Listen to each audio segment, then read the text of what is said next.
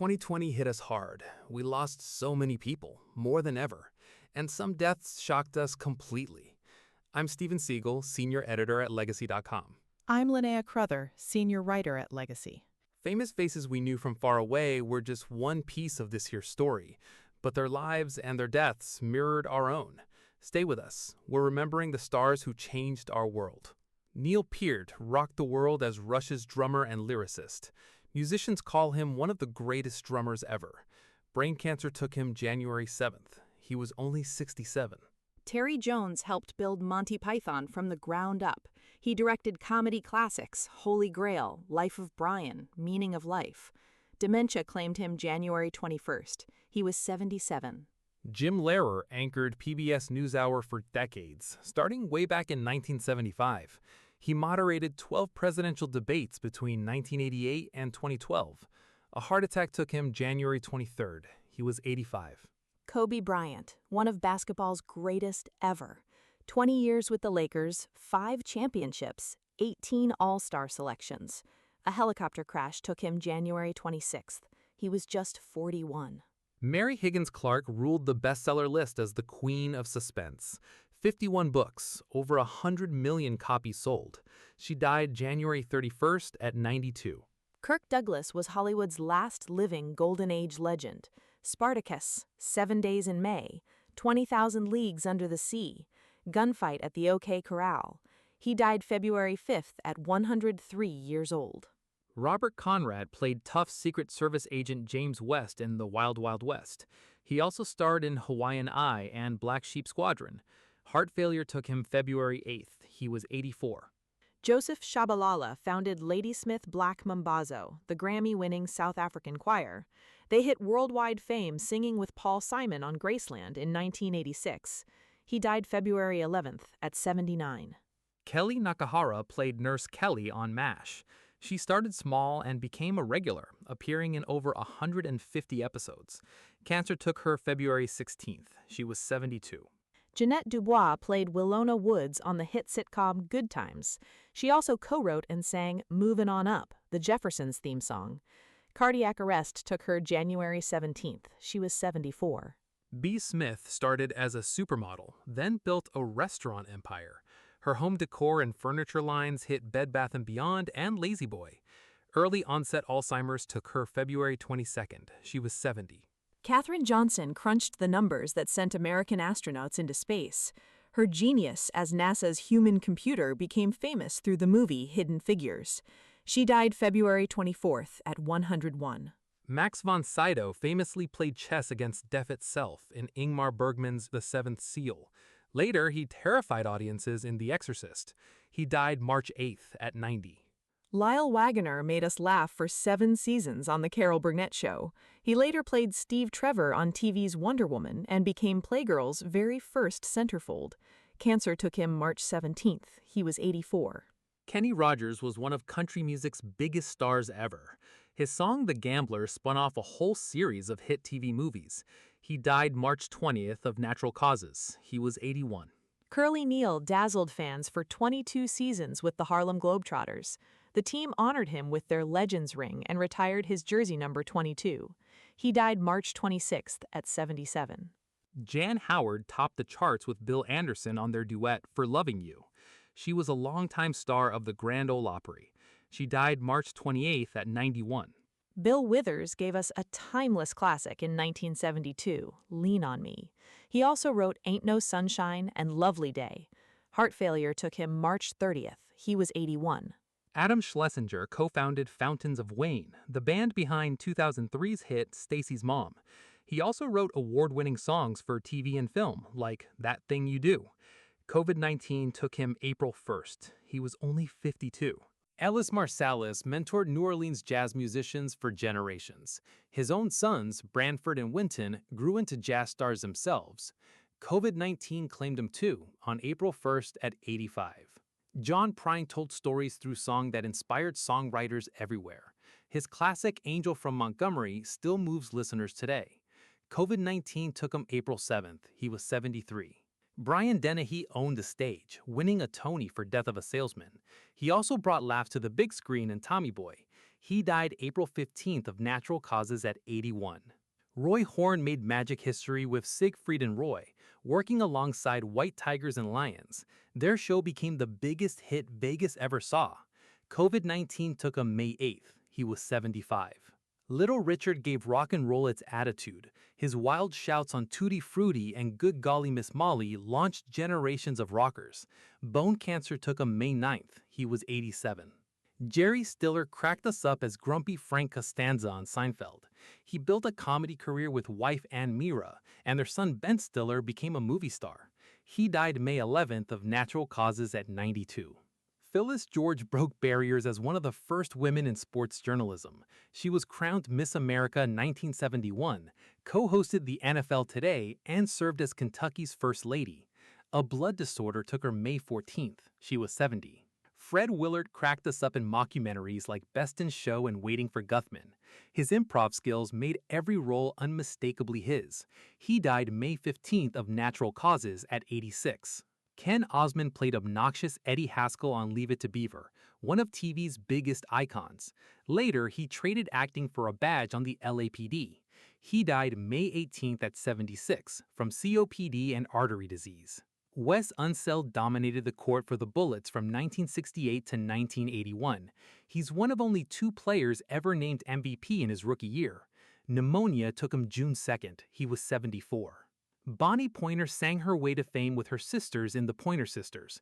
She went solo in 1977 with the disco hit Heaven Must Have Sent You. Cardiac arrest took her June 8th. She was 69. Ian Holm brought Bilbo Baggins to life in The Lord of the Rings and The Hobbit. He also starred in Chariots of Fire, Alien, and Ratatouille. Parkinson's disease took him June 19th. He was 88.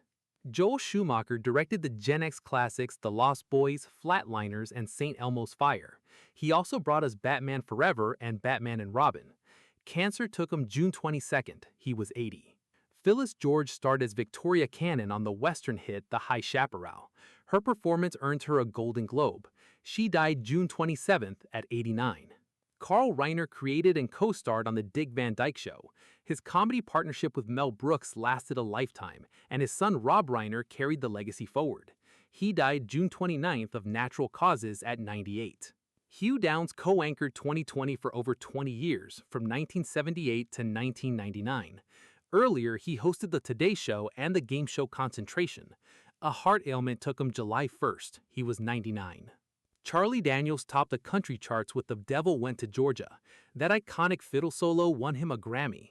A hemorrhagic stroke took him July 6th. He was 83. Naya Rivera won a SAG award playing Santana on Lopez on Glee. Her character became an LGBTQ icon for owning her truth proudly. She drowned July 8th. She was only 33. Kelly Preston lit up the screen in Jerry Maguire and Twins. Her 29-year marriage to John Travolta inspired fans everywhere. Breast cancer took her July 12th. She was 57. Grant Imahara built wild machines on Mythbusters' build team. He later chased mysteries on White Rabbit Project. A brain aneurysm took him July 13th. He was only 49. John Lewis marched at Selma and helped organize the March on Washington as a civil rights hero. He represented Georgia in Congress for 33 years. Pancreatic cancer took him July 17th. He was 80. Regis Philbin hosted Live with Regis and Kathy Lee, then Regis and Kelly. He holds a Guinness World Record for the most hours ever on US TV. He died July 24th of natural causes at 88. Olivia de Havilland was the last living star of Gone with the Wind, playing Melanie. She won 2 Academy Awards for Best Actress. She died July 26 of natural causes at 104. Malik B. helped found the legendary hip-hop group The Roots. He left after 4 albums to build a solo career. He died July 29th at 47. Herman Cain ran Godfather's Pizza and led the National Restaurant Association. In 2012, he ran for the Republican presidential nomination.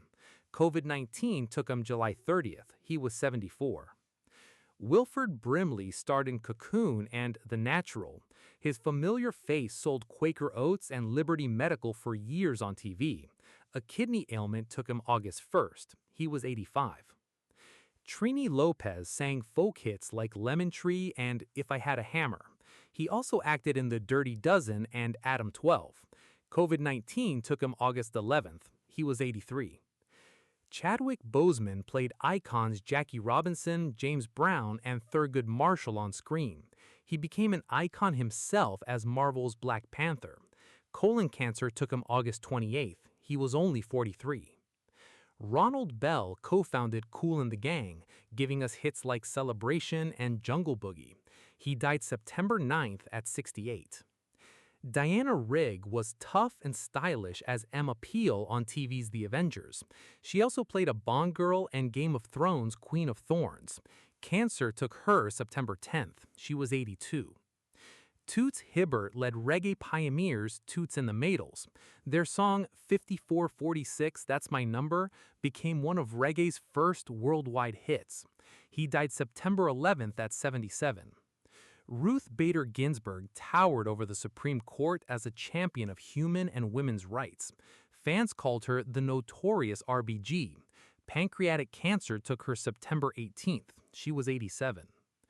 Tommy DeVito sang baritone for the Four Seasons, dominating the charts with Sherry, Big Girls Don't Cry, and Ragdoll. COVID-19 took him September 21st. He was 92. Gale Sayers ran wild for the Chicago Bears and became the youngest player ever inducted into the Hall of Fame. His friendship with Brian Piccolo lives on in the movie Brian's Song. Dementia took him September 23rd. He was 77. Helen Reddy became a feminist icon belting out I Am Woman in 1972. She also gave us Delta Dawn and Angie Baby. She died September 29th at 78.